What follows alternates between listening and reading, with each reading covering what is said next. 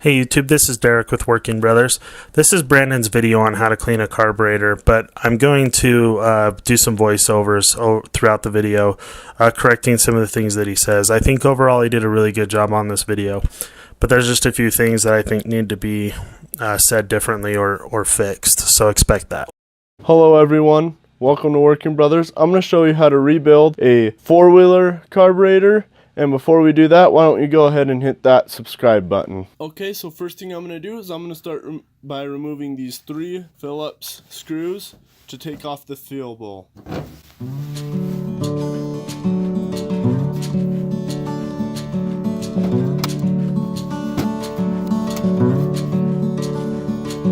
And now I am removing the fuel bill. So inside here we have the main jet and another jet right here. And then we have the float, and this is what allows the gas to flow into your bowl so that these jets can then provide the quad with fuel. So what I'm doing now is I'm removing these 2 jets.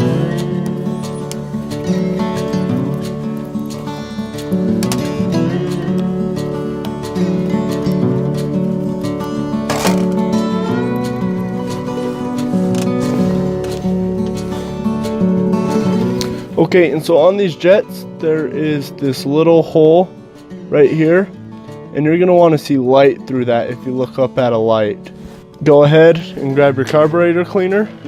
What I like to do is I like to just fill up like a paint can full of carburetor cleaner. Sorry, a paint can lid. As you can see here, I have both my jets soaking in carb cleaner. Okay, now the next step is to get a little pin right here out of the float. And so I'll just be using my little tube from my carburetor cleaner. It fits right in there, and I pull out my float, and as you can see right there, it needs a little bit of cleaning, and my whole top needs a little cleaning. Now what I'm going to do, So the first thing is that he takes out the float needle and he drops it in the carburetor cleaner. I would suggest not doing that unless you want to ruin the seat. and then I'm going to now remove the idle screw. That is this screw right here. Let me get into focus. Right here. And it is normally the screw that goes into the throttle body or the throttle cavity where the throttle sits, because it allows the throttle to go up to give you a higher idle. Back on that float needle, what I would do instead of throwing it in the cup of carburetor cleaner is I would just take like a pick and I would just scrape off any residue or gunk on there. So that's how my idle screw looks, and I'm just going to drop that in with the carb cleaner soak. Okay, and now that I have everything removed, I'm going to start spraying this out. Okay, so I have my straw on my carb cleaner, and I'm going to first start by just cleaning the main air intake entrance, because that's what's going to normally get dirtiest, especially if it's like my quad and the person I got it from didn't have an air filter in it.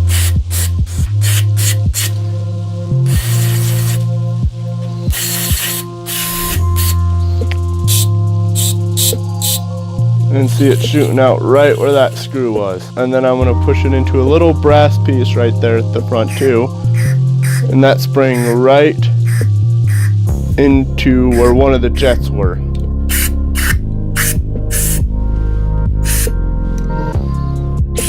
And that should be flowing right out here where the fuel runs through. Okay, and the next thing I'm going to spray out is both of my jets. And that should go right to where your throttle cable was.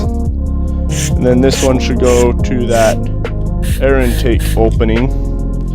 And then now I have a puddle of carb cleaner in here. And I'm just going to let that sit because this fuel bowl is a little dirty. And now I'm going to spray into the main fuel bowl. Okay, and so now I have my carburetor. And I'm just going to start wiping out a lot of the gunk in here. So the next thing I would probably change is instead of the paper towel, I'd probably take that pick set again and I would just scrape it all out and scrape it clean. And then the other thing is that I think he's going to show you the fuel bowl in a minute with the gasket on it. I would remove that rubber gasket. You definitely have to clean around them, like on a float needle. But if you can avoid getting carburetor cleaner on them, that's what I would suggest. Okay, now I'm going to grab my main jet. And what I'm going to do is I'm just going to grab this little straw, place it in there, and make sure that it's all cleaned out right there. Which you can see it's pretty clean. And then now what I'm going to do is I'm going to stick it in the other side, but I'm going to plug up the other end to try and get it to run through a lot of these holes, which it looks like it's doing nicely. Okay, now I'm going to grab my other jet, and I'm just going to stick the straw in this little main hole and try and spray it the best as possible. And nothing is wanting to flow out of there, and I cannot see through that at all. Oh, I guess I can a little. Nope, that's actually just the reflection of the shiny stuff. But as you can see on this main jet, oh, you can't, oh, there we are. You can see all the way through. Okay, so I'm gonna let this one soak for a little bit longer. And I'm just going to start putting in a couple of the screws after wiping them down with the paper towel. Okay, so now I'm going to put in my idle screw, and it's just the screw with the spring on mine, and just going to stick it back where it went. And I'm just going to slightly get it set so that I can then fix my idle on my ATV later. And then now I'm going to get my main jet in there, and I'm just using flathead screwdrivers to remove these and insert them back in, and it can just go all the way down till seated. Don't gotta put a ton of pressure on that. And now I am putting in the screw that was right there by the air intake opening, and this had a spring on it, and the spring went inside the carburetor.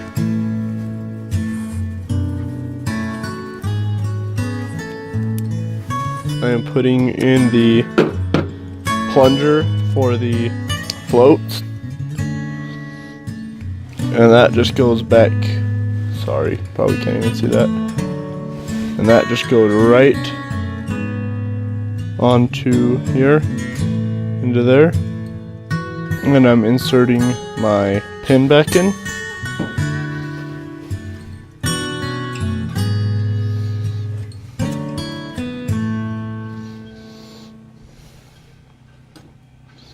Now I'm going to focus on cleaning this smaller jet.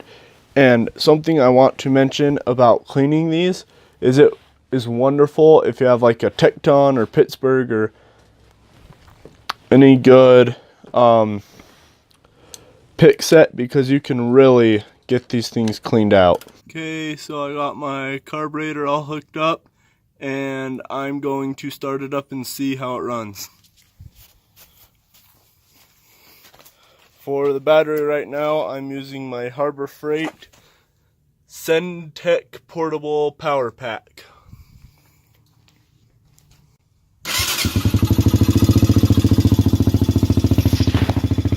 So just a couple things I wanted to change, but I just want to mention that I think he did a really good job on this video. And when he got this quad, it wasn't running, and after this cleaning, he did get it running. So what he did worked, and it is useful knowledge and information. If you made it clear to this point in the video, please go ahead and give us a like and hit subscribe for more videos like this one. We do lots of work, everything from mechanic work to welding to ranch work to tractors and operating them and things like that. So if that's the kind of stuff you're into, please hit subscribe.